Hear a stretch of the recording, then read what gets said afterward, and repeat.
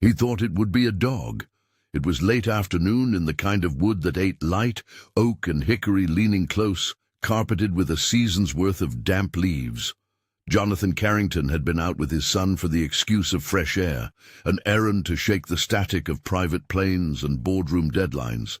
Elijah zigzagged ahead, small feet stirring the dead, a crayon stub tucked behind one ear like a talisman.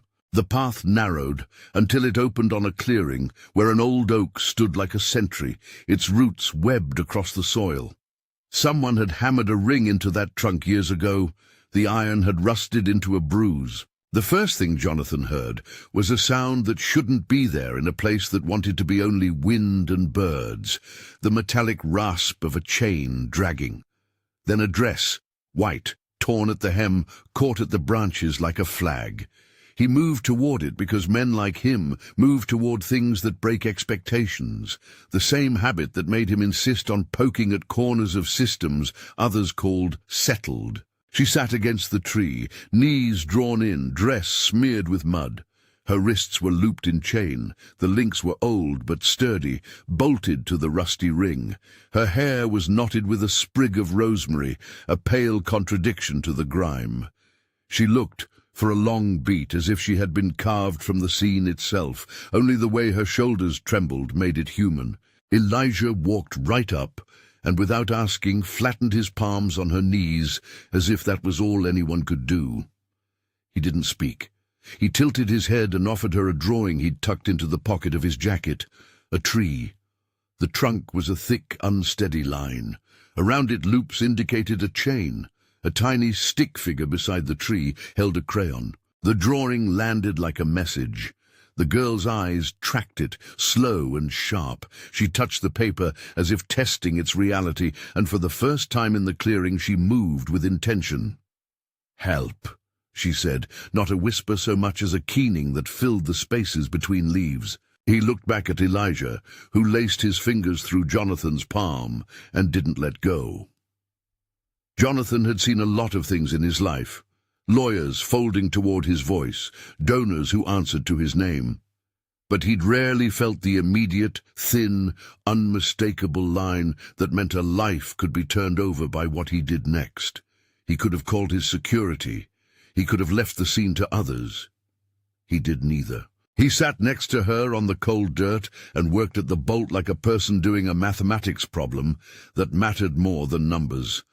When it gave, she didn't bolt. She slid out of the chains with a slow, careful grace as if practiced in restraint. Her name came like a pulling tide, Grace Holloway. She smelled faintly of rosemary and something else, hospital disinfectant, maybe smoke from a candle. Her hand was small, and she placed it on Elijah's head with a deliberate gentleness, the way someone who has learned to measure touch uses it. They drove the long way back to the farmhouse because Jonathan wanted roads that didn't show up on any transit map, because the Carrington property had a level of privacy he had taken for granted his whole adult life. The farmhouse itself was an artifact of domestic decisions rather than blueprints.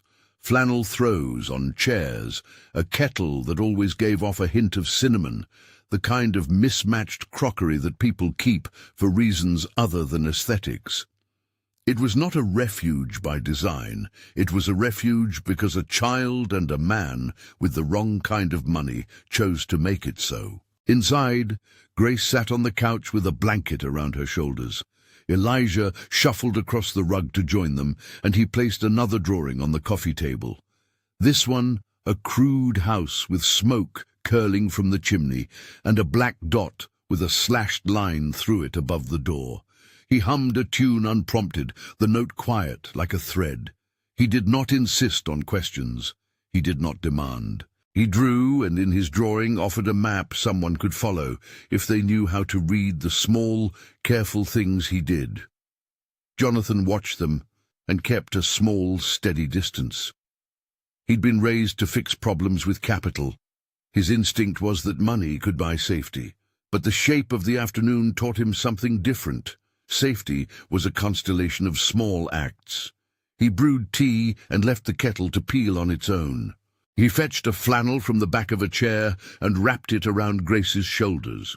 He went to the pantry and found a tin of rosemary, fresh, still perfumed, and placed a sprig on the coffee table. The smell anchored the room. "Do you want—" he began, then stopped, aware of the imbalance in the question. He had to keep the conversation small, not invasive. "Do you want to tell me anything?" Grace's hands were pale, and when she spoke again, it was in measured bursts. She had the voice of someone who had used words sparingly because they were expensive. "They called it a marriage," she said. "Paperwork, a signature. They said it would be safe. I thought they were doctors." The thing she refused to name hung in the space like a presence that would be offended by being spoken of directly. Jonathan did not press for details he did not need. He needed only the scaffolding of truth. Documents, names, a reason that could be examined. "You don't have to tell me everything," he said, "but if there's anything you can give us, something with a name, a place, anything, Evelyn can help." He had already called Evelyn Pierce the moment Grace's first sentence built its arc. Evelyn arrived well after dusk, hair pulled into a no-nonsense knot, a leather bag cut into precise sections. She'd been a public defender once, then a non-profit strategist, then a private litigator who moved between the spaces of policy and public action. Evelyn's reputation was complicated in the best ways, fearless, procedural, stubborn about details. In the car she listened, asking precise questions about dates and faces, not about the story's color. Grace produced a scrap of paper when they asked. A receipt, badly smudged with brown stains, with a stamped logo on the corner. Alcott Biotherapeutics. The name read like a condensation of everything Grace had feared. Thomas Alcott had the kind of name that landed in headlines because of money. Thomas Alcott was an heir whose public image relied on philanthropy and quiet corridors of influence. The Alcott family's reaches were not the stuff of a conspiracy theory. They were embedded in hospitals and boardrooms and endowment committees. Evelyn's jaw tightened around a thought Jonathan could see forming. Institutions could be both shelter and predator. "I won't go to the police," Grace said finally. "Not yet. Not where they can reach me before I walk out." "You decide that," Evelyn said, and there was no condescension in it. There was careful accounting. "We'll make a plan, but we need to preserve everything. Your clothes, that chain, anything with fingerprints, any sign of who brought you here. Do not move it." They photographed, catalogued, wrapped, and then created copies. Jonathan signed purchase orders and opened locked drawers and made calls to people who knew how to make things disappear and things appear, the old habit of his life. But Evelyn kept him honest. She insisted on chain of custody, on forensically minded steps instead of theatrical gestures. "This isn't about a crusade," she said into the farmhouse kitchen, voice low and practical. "This is about evidence that holds up." In the quiet that followed, Grace sat in a flannel Jonathan had draped over her, tracing the wood grain of the coffee table with a finger. Her hands didn't tremble the way bodies newly freed often do. They moved with a particular economy, like a person who had learned to save motion for meaningful things. Elijah climbed into his lap as if this was how afternoons were arranged. Child, survivor, stranger. He reached into the pocket of his jacket and pulled out another drawing. It was a cluster of stick figures holding hands beneath an enormous tree. On top of the tree, someone had scrawled the word "safe" in capital letters. He slid it across without comment. Grace looked at it and cried. A single soft sound that was less about relief than the unsealing of a dam. They ate together later, a slow domestic ritual. Cornmeal biscuits, soup with a hint of cinnamon, toast smeared with apricot preserves. The simplest meals held a curative geometry. Sometimes, Jonathan thought, the only thing stronger than legal remedies was the quiet of a kitchen where someone could be offered bread and not be obliged to explain its provenance. But bread does not rewrite systems, paper and testimony do. Evelyn began the work of mapping networks, which clinics had contracts with Alcott entities, which hospital wings had funding stamped with the family's insignia. Jonathan tasked a private investigator to map hospital records, supply deliveries, and transport logs under the broad umbrella of corporate compliance. None of that was glamorous. It was hours spent chasing invoices and finding patterns in dates. Grace's memory came in shards. The wedding, because that's the name others had given it, was a ceremony of lies. A booth for testing, a kind face that offered a document with a pen, a small room where they told her she would help people with what they called her immunity. Then the paperwork became the cage, consent forms that had been signed in her name, passports moved, the Alcott name invoked in explanations and threats. They said it would bring studies, she told Jonathan one night. They said it would be honors, and that the lab would, they said it would protect me. The way she spoke the last word suggested a comprehension of the perverse logic that had trapped her. Consent framed as a transaction, a handover of her biology for the promise of safety. Evelyn's face when she read the smudged receipt was not shocked. She had, career-wise, catalogued too many corners of human cruelty to find surprise useful. She catalogued instead legal avenues, internal audits, the registry of patient consent forms, the possibility of a whistleblower inside any hospital connected to Alcott's donations. Corporations cover in plain sight, she said. They shapeness in charity. We track the footprints. That evening, Jonathan stood in the hallway and watched Grace sitting on the floor in the dim light, drawing with Elijah. She drew slowly, methodically. Not all survivors kept the same rhythms. Some found words enough. Others needed marks on paper to make a claim on the world. Grace's drawings were small and dense.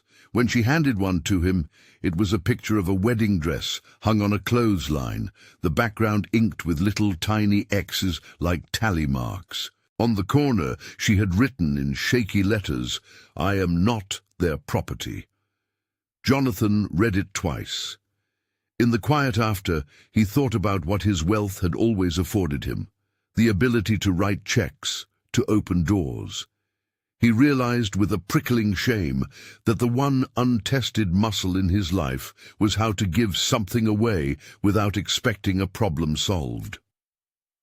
Grace's presence made that old muscle twitch.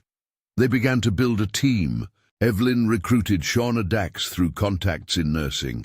Shauna had been a clinical nurse with a conscience that would not let bureaucracy blot the truth. She came in late, thin and tight-lipped, and when she pulled a small encrypted flash drive from a folded envelope, the edges of it looked like a talisman to someone who held facts the way others held prayers. Shauna's hands shook for reasons Evelyn did not try to name. "I've taken the risk already," she said. "I can't keep quiet after what I saw." Shauna's drive was not magic. It was a set of patient logs and scanned forms and a few short emails that on their face looked like clerical mistakes. But mistakes have shapes, patterns that emerge. There were entries of patients listed under vague designations, consent forms with dates that didn't match appointments, and a couple of emails in which a hospital administrator thanked an Alcott representative for speeding up an enrollment. None of it alone was a smoking gun. Together, with the receipt and Grace's testimony, they made a trail that could be followed. They copied everything to multiple hard drives and locked originals in safes. Evelyn insisted on working with a non-profit archivist who specialized in whistleblower material. Secrecy procedures were no theater for them. This was how people kept truth alive in a world that could bury it with spending. They also did something else. They reached out quietly to a journalist, Mason Dell, an independent podcaster who had a reputation for breaking long, ugly stories into pieces people could understand. Mason's work was not the glossy kind that trafficked in heroes and villains. It was the anxious, meticulous reporting that threaded names to systems and systems to consequences. The first contact with Mason was a handshake made of email and a short encrypted phone call.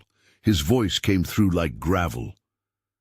"I've chased pet projects up the corporate ladder my whole life," he said.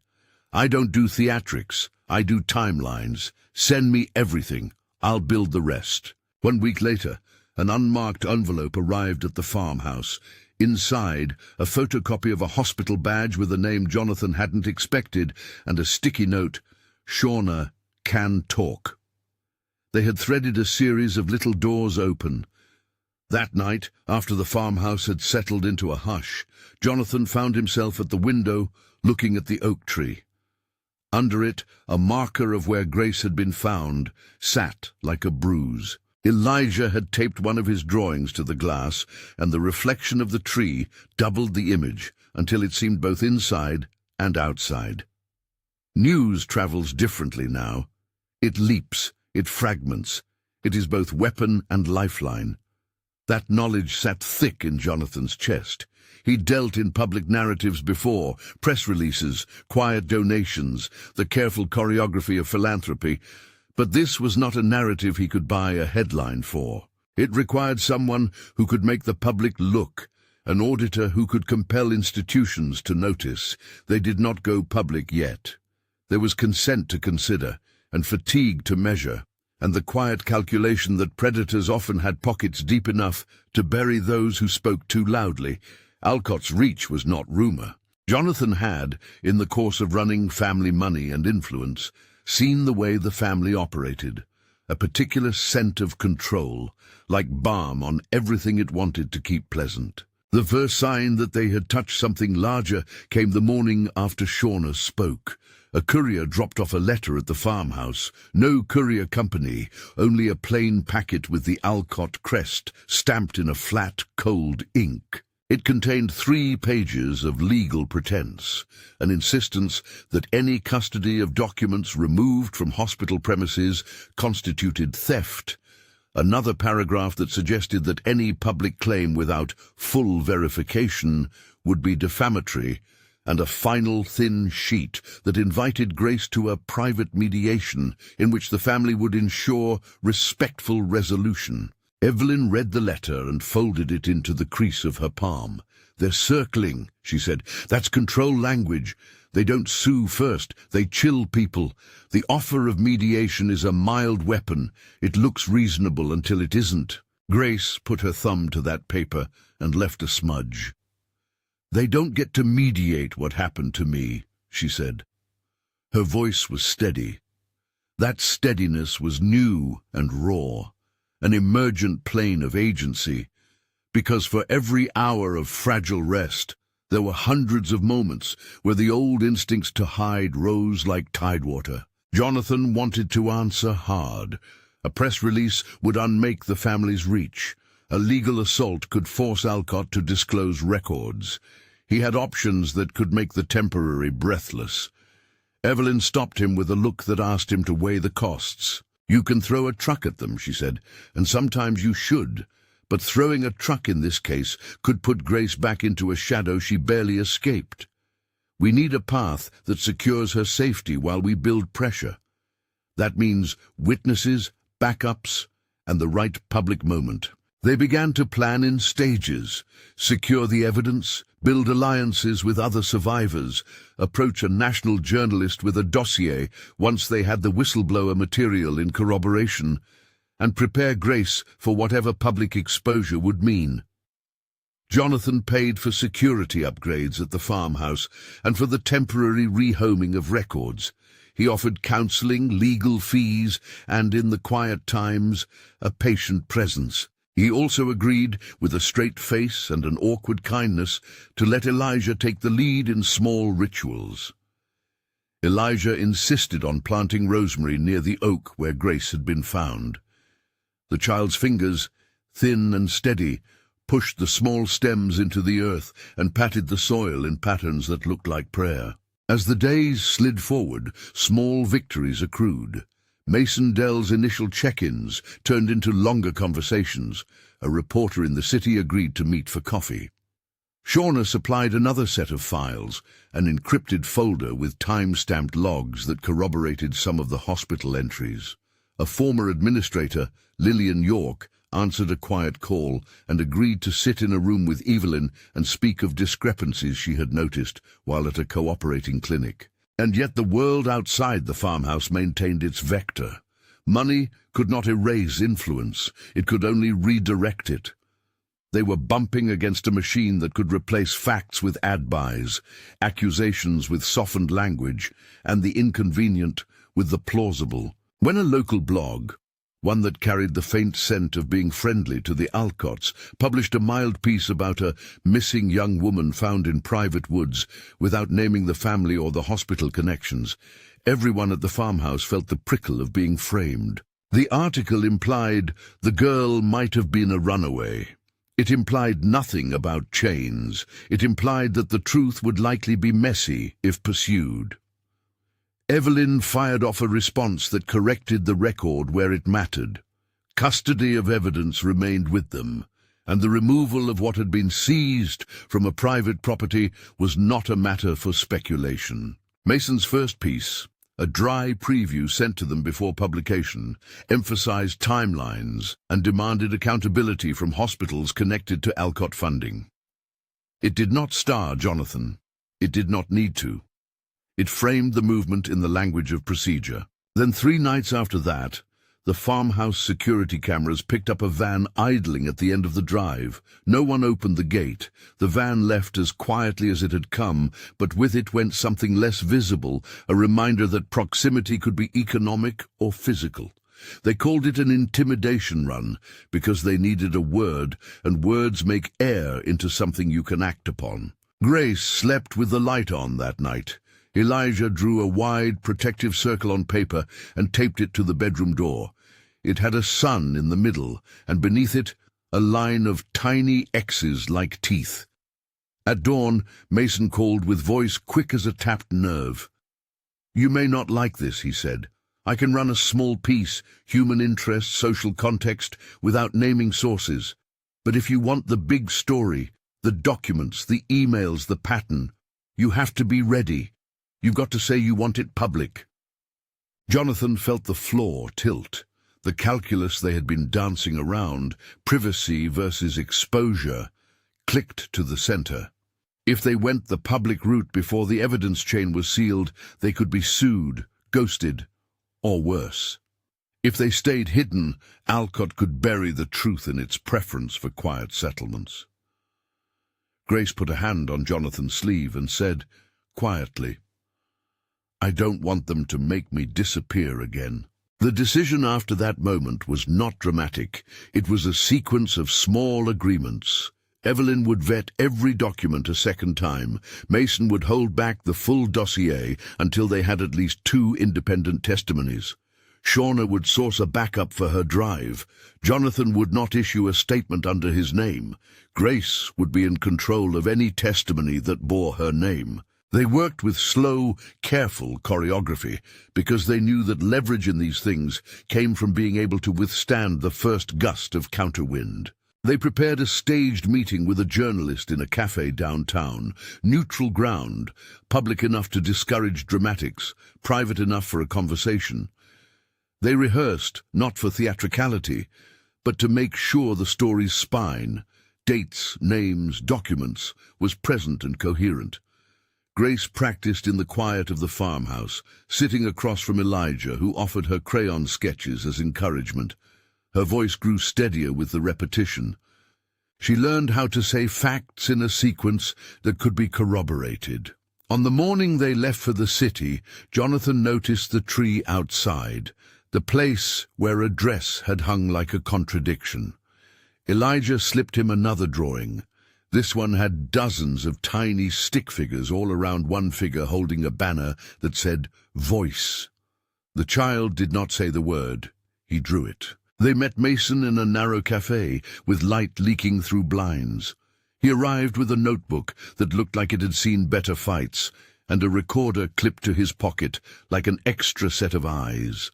He listened with the kind of attention a person reserves for things that may break the world's complacency. Grace spoke. She did not mince the hard truths, and she did not give them the sharpest edges. They did not need them to be credible. She spoke of signatures forged in her name, of consent forms that had been misrepresented as medical protocols, of a ceremony that had been a legal fiction designed to extract what the Alcotts and their clinics called biological data. She named Thomas Alcott as the man who had been promised her family would be cared for. She named hospitals that had contractual relationships with Alcott Biotherapeutics, and she described the small, ordinary cruelties, the rooms where she had been kept, the staff who had learned to look away. Mason took notes. He asked questions that sought exactitude, not sensation. "Do you have dates?" he asked. "Documents?" They offered him what they had: the smudged receipt, scanned hospital logs from Shauna's Drive, witness notes from Lillian York, and an unsigned, heat-smeared email that suggested a level of institutional prioritization of Alcott-associated enrollments. Mason's eyes flicked to Evelyn when she mentioned the receipt. He sat for a moment, turning the information in his mouth like something that could feed a larger story. "I'll run background on everyone you named," he said. "I'll try to corroborate the paperwork independently. If I go to print with the full dossier, I'll want—" He hesitated. "A few more things. Witnesses who'll stand under oath, copies on record that can't be subpoenaed away." They left the cafe with a plan that felt like both a step forward and a trench dug in sand. The city air shrank around the edges of Jonathan's suit.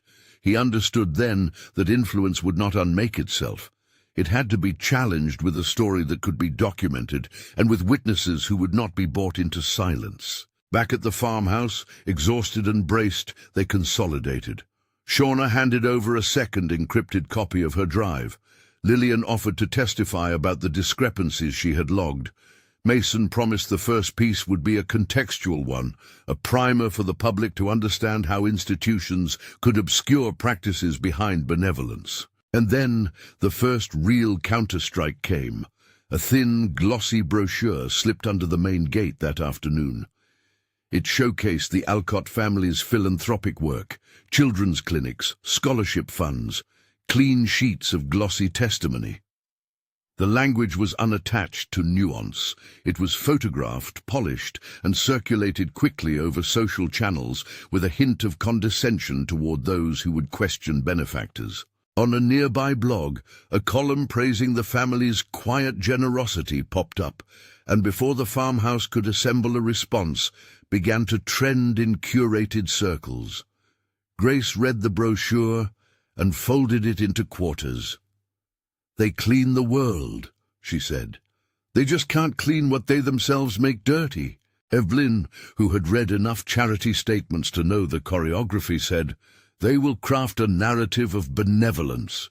We need to be precise and patient.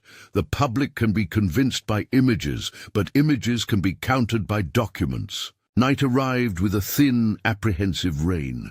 Jonathan sat up for a long time. He had never been in a fight like this before, one that asked for restraint when every muscle urged force. He thought about Elijah's drawings and how they had become a map of small certainties. The tree, the chain, the word safe taped to a door. He realized the work ahead would need that kind of stubborn, childish clarity, maps that were small and legible, pencils that would not let go of the page. When he walked out to the oak the next morning, there was a new element. Someone had planted a small bit of rosemary at its root. The sprig was young, green, and stubborn. The dirt around it was fresh. He did not know who had planted it, and for a brief second he was tempted to imagine 1,000 possible allies. Then he saw Elijah's crayon tucked into the crook of the tree, and knew. The child had been here the day before, following the trail of his own making, returning like a pilgrim. Jonathan touched the paper pinned to the bark, a tiny drawing of a dress, painted with a circle around it, and a line crossing the circle out. They were beginning to be seen, but seen by some means, being moved to action by others. The first ripple had crested. Already the machine was gathering itself. Inside the farmhouse, the phone buzzed with an unknown number that resolved into a dry voice on the line, a representative from a law firm known to counsel high-profile families. The message was simple and polite, the content insinuating. "Mr. Carrington," it said, "we understand you have a woman in your care who alleges impropriety on the part of my clients. You'll appreciate we have interests to protect. If you proceed publicly without thorough verification, we will consider our avenues. For everyone's sake, mediation might be preferable." Evelyn's face did not change when she heard the words. "They begin with a polite reach," she said slowly. "They prefer to frame aggression as caution."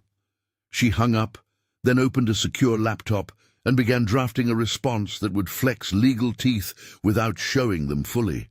Grace sat across from them and finally made a decision that had been gathering like a breath. "I want to be the one to tell my story," she said. "Not a mediator, not a committee. If we have to go into the light to make sure they can't move the shadows around it, then we go. But we do it on my terms." Jonathan listened and felt something break and repair in the same motion. He had expected gratitude and instead found a demand, the right not to be partitioned as an object of charity. He nodded because nodding is different from consent. It was an agreement to do what she asked, even if it would cost him in ways he did not yet understand. They made the calendars, they scheduled interviews, not to be reckless but to be structured. They set up secure lines, they numbered the priorities, evidence chain, witness protection for Shauna and Lillian, Mason's timeline for publication. They put in place small, deliberate redundancies, 2 encrypted drives, 2 off-site backups, an independent investigator to corroborate transport logs. That night, as rain hammered the roof and the house hummed with electricity, Grace held a crayon and drew. It was the same as before, the oak and the chains, but this time she drew a small door beside the tree. The door had hinges and a keyhole, and beneath it a set of stairs leading down. She did not explain. Elijah sat beside her, and together they colored the steps in a cadence that made sense to them. When Jonathan turned the page over, he found a phrase written in Grace's hand, blunt and small. "I will tell them." They were at the edge of a new day. Evidence had a rhythm now. Witnesses were willing to step forward. A journalist had agreed to hold the story once the dossier was ready, and yet the world outside the farmhouse had already begun to pivot. Brochures in the mail, polite legal threats, a van at the gate at night. Influence responds quickly. It wraps itself in civility like armor. A week later, Mason called with a new request.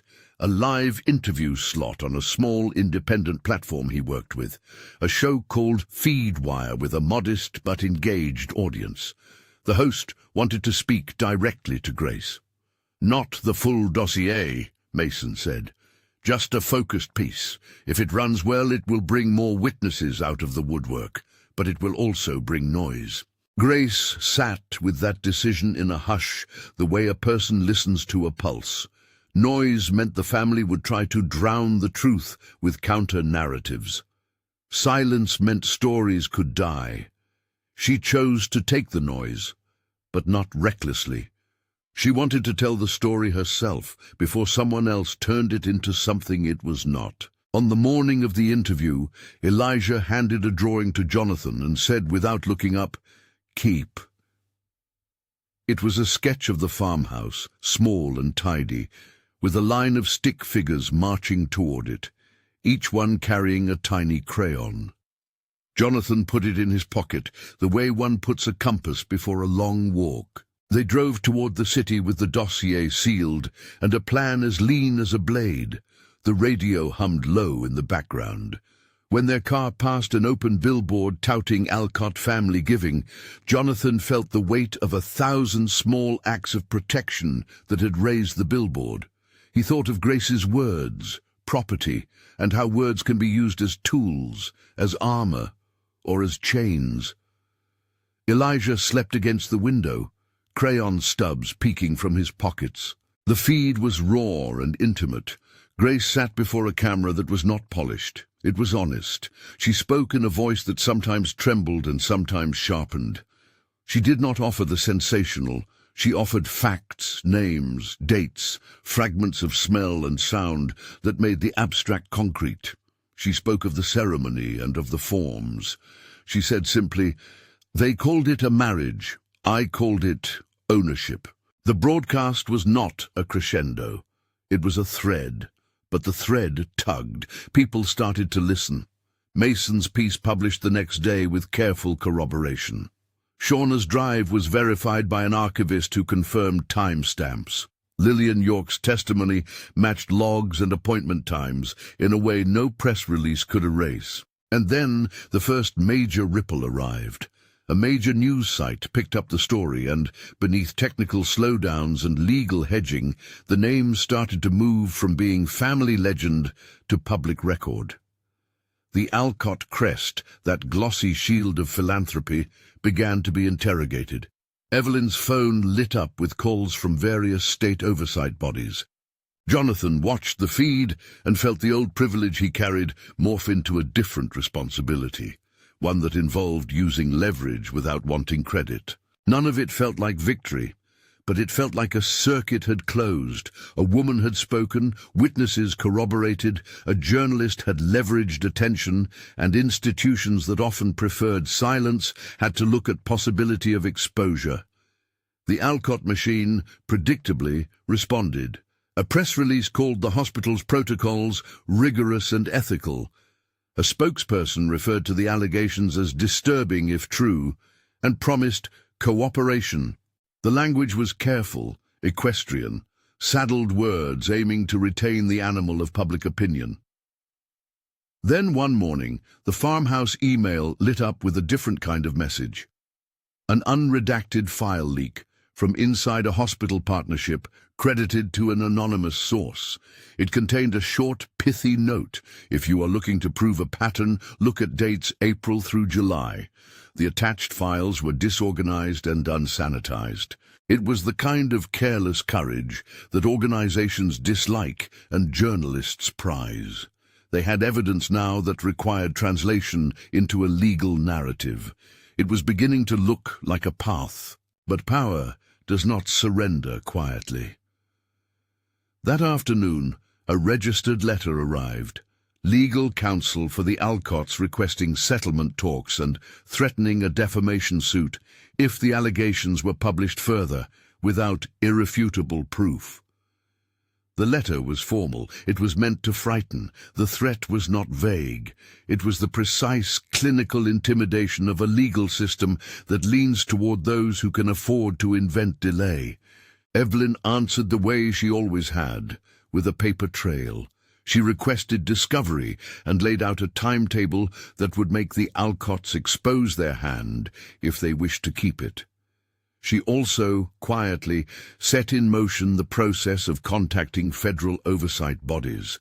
Jonathan financed private security and additional legal counsel. Mason moved the podcast schedule up by a week. Shauna agreed to speak on the record in a secure venue.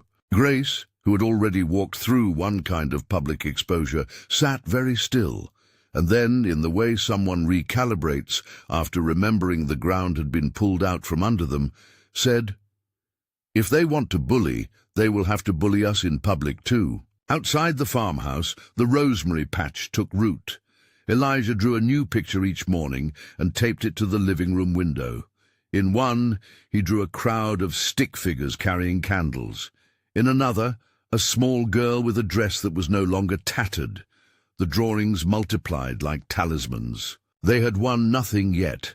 The Alcott countermoves were already being refined into public statements and selective disclosures. The hospital took no immediate position that conceded fault. Its communications team emphasized policy and patient safety, while admitting that previous forms might need clarification. The language was a stall dressed as progress. But a thing had changed. A narrative had been set in motion that was harder to smooth over with a brochure and a philanthropic anecdote. The feed-wire interview had offered one woman's story, and the whisper of corroboration had swelled into evidence that, when added up, suggested a pattern. That evening, as the sun threw long shadows through the farmhouse, Jonathan stood with Elijah by the kitchen window and watched the oak tree in the field. Someone had nailed a small plaque to its trunk, no more than an inch wide, etched with the date Grace had been found. It was anonymous. It was tidy. It spoke of the way small acts of testimony could be memorialized even before a courtroom issued a finding. Jonathan did not know what the future would bring. He only knew the truth of what he was feeling. He felt a weight in his chest that was not remorse exactly, and not pride either. Something between a promise and a hazard. He tightened his fingers around Elijah's small, warm hand and let the night slide past the glass. Inside the house, someone hummed softly. Outside, the oak stood patient and waiting. If the world tilted toward consequence now, it would be because people chose to push. The next phase did not arrive with a trumpet. It arrived with paperwork and phone calls, and the slow, dispassionate rumble of institutions waking up. A federal investigator reached out through Evelyn's secure channel, an agent whose first questions were not about spectacle, but about dates, chain of custody, and witness lists. He asked for everything. The drives, the scans, copies of Mason's notes, Shauna's original thumb drive. Evelyn compressed files into the tight geometry she preferred, and sent them with the kind of phrasing that never gratuitously thanked, and never allowed emotion to leak into procedure. Within a week, the farmhouse saw men and women who moved differently than journalists, no recorders left askew for effect, only badges handled under the table, legal requests that smelled of the long arm of the state. The Department of Justice opened a preliminary inquiry. The language on the paper was dry and necessary. Potential pattern of coercive enrollments, and institutional conflicts of interest needing review.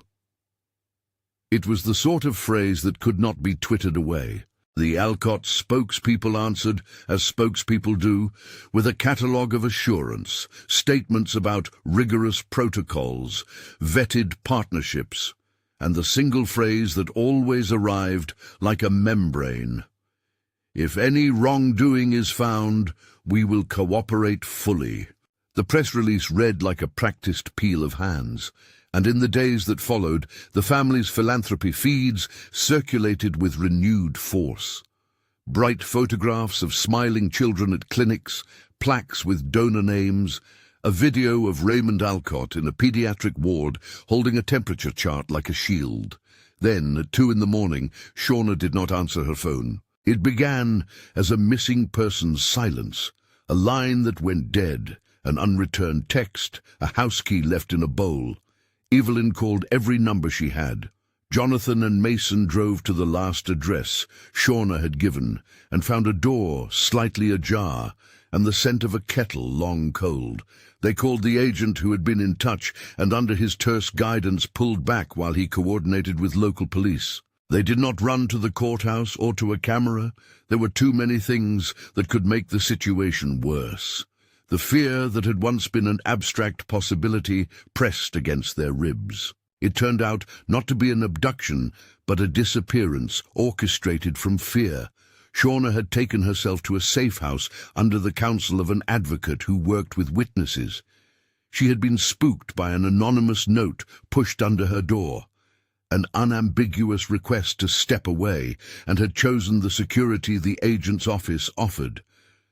She reappeared 3 days later, pale and small in the doorway of the farmhouse, and said only, "I couldn't sleep with my hands on anything permanent." She had not been detained. She had been protected. The relief that the team felt was immediate and bitter. Nothing about the episode was heroic. It was necessary, and it left them raw. Her reappearance coincided with another, darker event. A warehouse on the outskirts of the city, an innocuous storage facility used by several small contractors, caught fire one night. The facility was home to boxes of old patient files moved from hospital basements during renovations. Among them, according to a tip that had come to Mason through a nursing colleague, were records that referenced enrollments tied to Alcott-funded projects. Evelyn's phone lit with messages from a whistleblower who had not wanted to risk a name, and offered instead the latitude of coordinates and a time. The investigator in the field moved carefully. Arson meant obstruction of evidence and possibly a danger to life. He asked for restraint and for the legal process to run its course. They watched the footage, camera angles from a nondescript feed, the way smoke caught in the night, how the sprinkler system failed to engage in time. It was difficult not to fill the footage with villains and masks. The truth was often less cinematic. The building had been owned by a shell company whose managers had ties, through a tangle of contracts, to vendors that had provided services to Alcott-affiliated clinics. The link was not a smoking gun, but it was a red thread. The DOJ's involvement meant more than an inquiry. It meant warrants, and those warrants brought an official search that turned the warehouse into a scene where law and chaos met under fluorescent light. When the agents sifted through wet boxes and charred folders, what they found was both ruin and salvation. Some documents were singed at the edges, others were intact. Copies, duplicates, misfiled binders that had somehow survived where others had not. An archivist who had spent her life rescuing paper called it a miracle of misfiling. A conservative binder had been slid into a different crate and escaped the worst of the flames.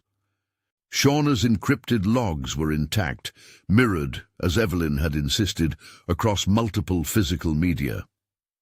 The agents found bills of lading with dates that matched entries on the drives, and a shipping manifest that placed transports to clinics on the days Shauna's logs suggested irregular enrollments occurred. Mason recorded the retrieval from the edge, his camera not sensational but steady.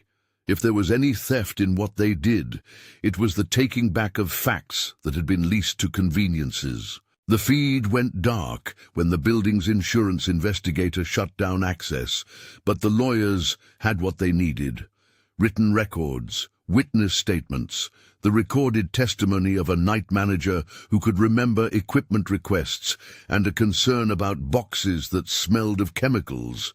Not an uncommon thing in hospitals, but curious enough to log. The Alcotts claimed ignorance. They offered to cooperate. Their legal team sent motions questioning the chain of custody of boxes found in a warehouse, and they hired a firm to vet the forensics of the burned documents. Evelyn and the DOJ moved to shore up what they had. Sworn affidavits, notarized copies, media kept at a distance until the legal scaffolding could carry it. "This is what the system looks like when it works," the federal agent said once, and the sentence landed awkwardly, because the system did not feel like a unitary machine, but an assemblage of people who decided, at every turn, whether to do the work of accountability. The public noise rose unevenly.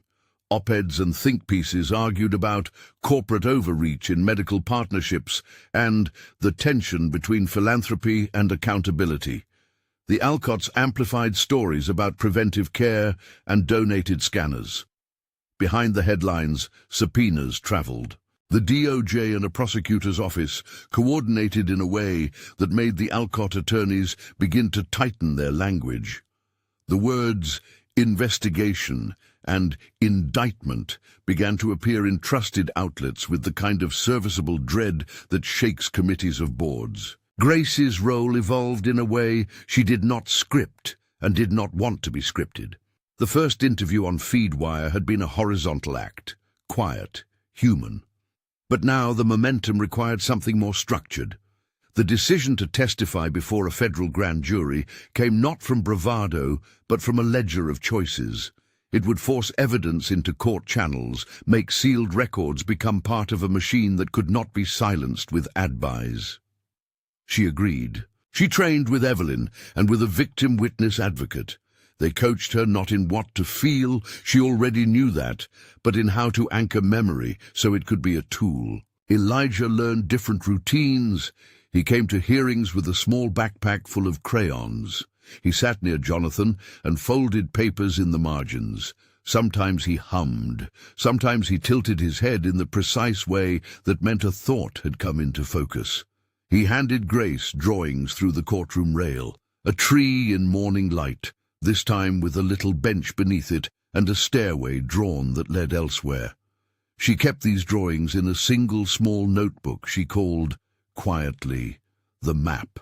In public, the Alcotts' response hardened into strategy. Their lawyers insisted on protective orders and filed motions designed to stifle broader discovery. They pushed for sealed proceedings in order to avoid reputational bleed. PR advisors counseled a cadence of remorse and distance should any wrongdoing be proven. The family, in public, cultivated the image of wounded dignity. In private, a different orchestra played, one that threaded surveillance and pressure into its measures. Anonymous opinion pieces, thinly veiled defenses appeared. Private investigators tried to dig up personal history on key witnesses. Evelyn drew a map of potential risks and placed crosses where shadow could gather. The tipping point came on a bright, raw morning when Mason's podcast released a dossier he had held, redacted but coherent, a timeline that matched Shauna's logs with appointment books, shipping manifests, and a small, bitter email chain revealing internal prioritization. In the chain was a line that, when read aloud, sounded banal and then sinister in its plainness. The email header, subject line, date, and origin, was a piece of paper that could be placed on a witness stand.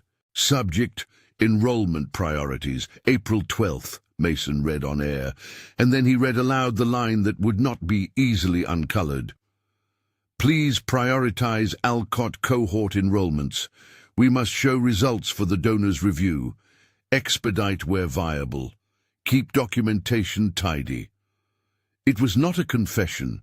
It was a manager's instruction that, when aligned with the rest of their collected materials, suggested a system in which enrollment could be steered by funding priorities rather than patient need. The email forced conversations in rooms that had been quiet. A hospital board scheduled an emergency meeting. A senator's staff called the DOJ and asked for briefings. The line's casualness, an instruction wrapped in the language of productivity, was the kind of thing that made oversight officials sit up in their chairs. Grace watched the coverage with a steadiness that had become both armor and a kind of labor. She had nights when she woke to memories so sharp they felt like missing teeth. She had other nights when she wrote op-eds and planned a survivor-led forum.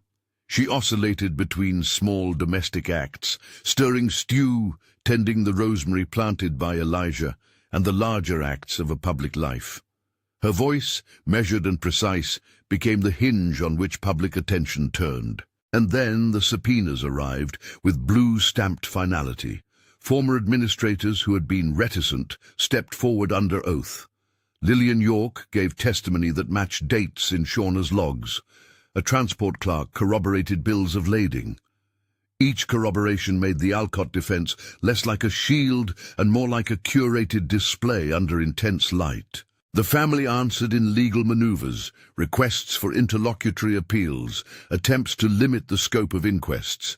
But the machine shifted, and the gravity of public documentation pulled at its edges. When the DOJ filed charges, they did not use the incendiary language of ritual condemnation. The documents were legal and meticulous. The office charged named executives and administrators with counts related to fraudulent consent and conspiracy to defraud patients. The press conference outside federal court was brisk and professional. Reporters asked about the scope. The prosecutor spoke softly about how institutions can use philanthropy as an obfuscation. We seek accountability, she said, for actions that treat persons as means rather than ends. The arrests were quiet affairs in the early morning. Men with lawyers moved through mansions with the calm choreography of a system that prefers to avoid spectacle. The Alcott family issued a statement that spoke of shock and cooperation. In the weeks that followed, There were long court hearings with technical submissions and procedural delays, stenographers, sealed exhibits, and the slow work of discovery that always makes justice feel like sediment rather than a flash. Through it all, Grace's choice to testify publicly was the axis around which much turned. She took the stand in a hearing that had the hallmarks of both legal formality and moral reckoning. The room held the hum of devices and the tactile smell of paper. Elijah sat in the gallery, legs swinging, a small pack of drawings on his lap. Jonathan sat a row ahead, hands folded into a posture that had the ugly sheen of human humility. When the microphone was steadied and the clerk asked her to state her name, Grace breathed and said it. She told a story in the Japanese precision of small things: the rosemary in her hair, the ring hammered into the oak, the paperwork that arrived under the guise of benevolence. She read aloud a letter she had kept, a form whose ink had been altered. She let the room hear the ways words had been used against her. Consent, written in a hand that was not hers, a signature signed when she could not have signed. She described how the Alcott name had been a lock clicked against questions, how promises had been bartered in language that made her body into a resource to be enrolled. At one point, an investigator slid an exhibit across the table, a copy of the email Mason had read aloud, now furnished in full with headers and the trace of internal comments. Evelyn asked Grace to look at the line and to tell the room what it meant. Grace read it, and then she said what the public had been waiting to hear. They used words like cohort and priority when they were talking about people. The hearing did not end with dramatic applause. It ended with a hush that flattened for long seconds. Some members of the committee had faces that had known the arithmetic of institutional power. Others wore shock like a heavy coat. In the galleries, families who had read the reporting wiped at their eyes. Elijah folded a drawing and slipped it into Grace's hand when the witness stand emptied. The child could not name the law, but he knew the cadence of witness. Legal processes do not move like the breath of a person. They move like glaciers, slow, unstoppable in their weight, and indifferent to urgency. Indictments became a rhythm. Criminal trials took years, with plea bargains and witnesses offered protections in exchange for testimony. The Alcott cases saw some executives pleading to lesser charges in exchange for cooperation. Others contested every count. Headlines marched through months of hearings and filings. But the core truth, the pattern of nutrient extraction under the guise of care, no longer lived as rumor. It was bound up in public record. In the smaller, quieter spaces that the headlines could not reach, Grace began to shape the work she wanted to leave behind. The foundation she had always resisted became, under counsel and careful governance, a survivor-run initiative that focused on legal aid, protections for volunteers in clinical settings, and support for whistleblowers. It had a modest name, deliberate governance, and a board comprised largely of survivors and ethicists. Jonathan contributed seed money and, crucially, his willingness to recuse the family in public from being the story's face. He placed his privilege at the service of structural change rather than personal validation. They created programming that taught clinics how to audit their donor relationships and how to establish independent consent practices. They funded small research grants that investigated the ethics of enrollment practices, and they offered pro bono legal counsel to those who could not otherwise afford it.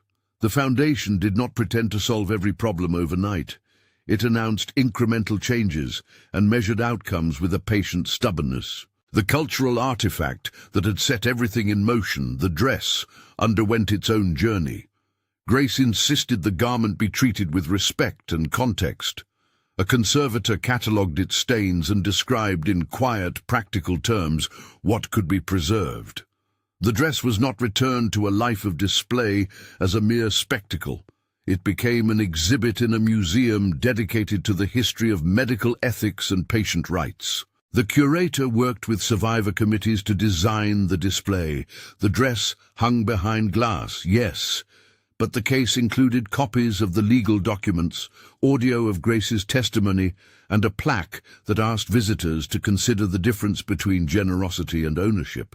The exhibit drew crowds and critical conversations. It was, in a strange way, an object lesson and an altar. Back at the Oak, the plaque they had affixed months earlier was formally replaced with a larger public marker. A small ceremony gathered neighbors, journalists, and survivors. Elijah handed out pieces of ribbon he had drawn with crayons. They were looped and tied onto the fence around the tree. He hummed as people spoke, and sometimes he walked the perimeter of the gathering in a slow, purposeful orbit. Grace addressed the crowd in a voice that had become practice and prayer and argument all at once.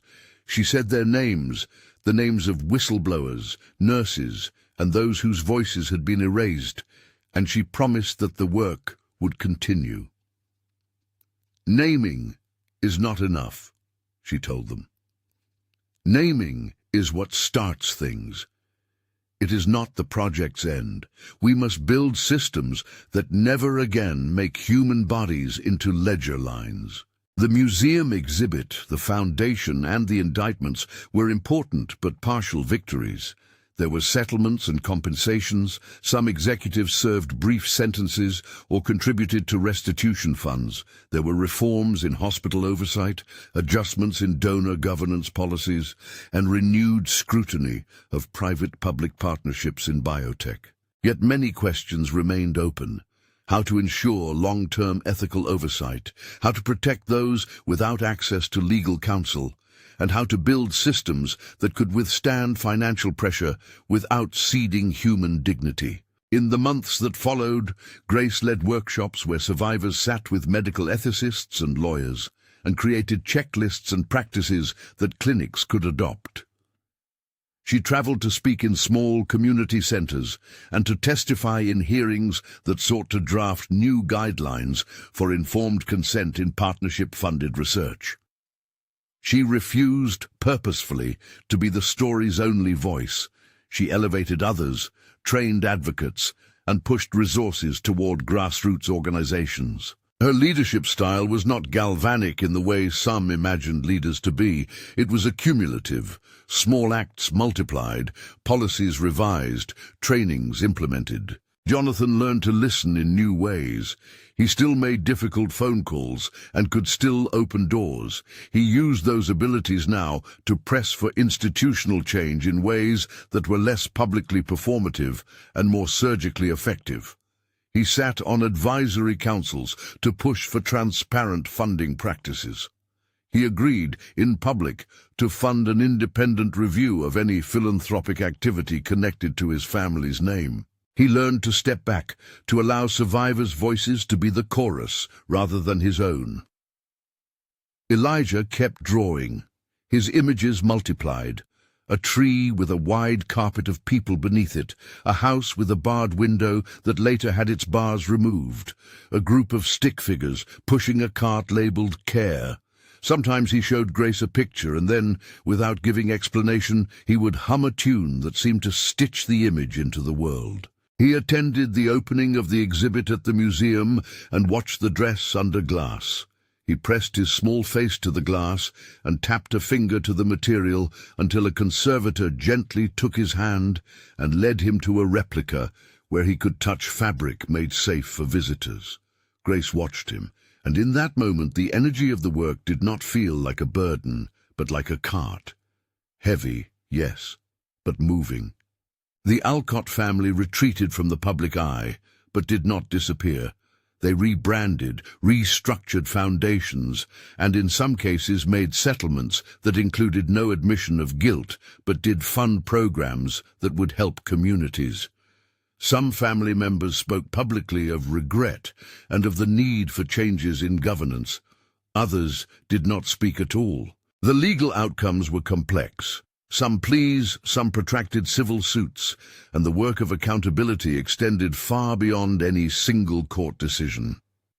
Years later, the oak bore new rings, and the rosemary had grown into a low hedge. The plaque under the tree was polished by hands who visited often. The museum's exhibit included a recorded interview where Grace sat with survivors and explained the nuance of consent and the importance of community oversight. People asked her about forgiveness, and she would answer in the way survivors sometimes do. Forgiveness is not erasing a wrong. It's choosing to build in ways that make that wrong less possible. The foundation launched a small legal fund to support whistleblowers, safe housing, legal counsel, anonymized digital backups, and it sponsored training programs in rural clinics where the pressures to please donors had once been strongest. Mason continued to report. His podcast series became a primary resource for investigative journalists seeking how to document institutional capture. Shauna, once a nervous woman who feared the echo of footsteps, now spoke at conferences about clinical ethics and the courage required in a nursing station when paperwork becomes pressure. She received a small commendation from a professional nursing body for exemplary courage in clinical reporting, a phrase she read out loud and then folded into a drawer because honors, she'd learned, could be both balm and burden. At the museum opening, Grace placed the dress into its case. She had a small rosemary sprig pinned to her lapel, a motif that had shifted from the personal to the public. Rosemary, in small rituals, used to mean remembrance. In public, it became a symbol of attention, of scent that returned to memory and would not let it be easily erased. She held Elijah's hand as the ribbon was cut. He handed her a drawing he had made that morning, a crowd of stick figures, each holding a crayon with a single tree at the center. On the bottom corner, in a small, neat hand that looked uncannily like hope, someone had written, "Stay loud." When the exhibit opened, a crowd filed past and read the wall texts and pressed their faces to the glass where the dress hung. A school group came through, and a teacher asked the children questions about ethics and consent in a way that felt brave and hopeful. Survivors came and found their names etched on a donor wall, not as credit, but as testimony. The dress, cleaned and preserved, no longer bore the heavy private meanings of the night in the woods. It had been refitted as an object that could carry witness in public. The last public moment, the quiet one they saved for themselves, happened beneath the oak on a spring morning. Grace, Jonathan, and Elijah, three figures who had endured different kinds of exposure, stood in a small circle of friends and survivors. Someone had nailed a small bronze plaque into the tree's trunk. It bore a date and a phrase that did not preen for drama. For those who named the darkness and chose to walk toward light. Grace put her palm on the oak, where the iron ring had once been. The metal was gone. Someone had removed it months earlier, when they learned the tree's bark had been damaged. In its place, the wood had healed and scarred in a way that showed both injury and regrowth. Elijah handed Grace one of his drawings. This one showed the oak with a door in its base and a ladder leading down into light. He hummed the tune he had hummed at so many moments. She pressed the paper against the tree, then folded it into her pocket. No one expected a single ceremony to fix everything. None of them wanted that. They wanted continuity, rooms where care could be asked for without calculation, legal structures that could not be brought into silence, communities that would tend to one another. They walked back toward the farmhouse, and Jonathan carried a tin of rosemary cuttings. Elijah trotted ahead and planted them along the path, his small hands pressing the stems into the soil in the same pattern he had used months earlier. Grace paused and looked at him and then at Jonathan, the man who had shown her shelter without insistence on ownership, and something similar to gratitude and something similar to grief crossed her face. "I'm not finished," she said simply. "No one is," Jonathan replied. They sat on the back porch and watched the light move across the field. The world their work had taught them was more like a garden than a ledger. It required tending, repetition, and the patient surrender to seasons. Grace picked up a crayon and drew a tiny dress on a scrap of paper, then crossed a bold line through it and drew a sun above it. Elijah tapped the paper and then added a row of stick figures walking toward the sun. When the sun warmed their shoulders, Grace put the tiny drawing into an envelope and addressed it to the Foundation archive. It would be stored with other small things, drawings, letters, and a smudged receipt, objects that told the story with an intimacy documents alone could not. They had not unmade the past. They had made a map from it. They had forced institutions to answer, created spaces for survivors to speak, and nurtured small, stubborn rituals of care. The arrests and indictments had changed the calculus. New policies and a survivor-led foundation had changed the practice. The oak grew, ring by ring, with its scar. The dress hung in a museum case with a plaque that asked visitors to think about the ethics of generosity. The plaque under the oak was a place where people left notes and rosemary cuttings, and sometimes children drew pictures and tucked them into the roots. The work stretched on. There were hearings still pending, promises of reform that would require watchdogs to hold them accountable, and new stories that would demand attention. But when Grace looked at Elijah, his head tilted, eyes intent, his small fingers stained with crayon, she felt something like a pledge come full circle, that rescue was not an end but a way to begin. They walked back into the farmhouse and set the kettle on. Cinnamon filled the air, ordinary and unremarkable, and that ordinariness had become its own kind of miracle. Outside, the oak kept its watch. The drawing Elijah had taped to the window that morning fluttered in a breeze. It showed a crowd moving toward a tree, crayons held aloft like flags. Below, in a corner, someone had written, small and steady, "Keep going." They kept going.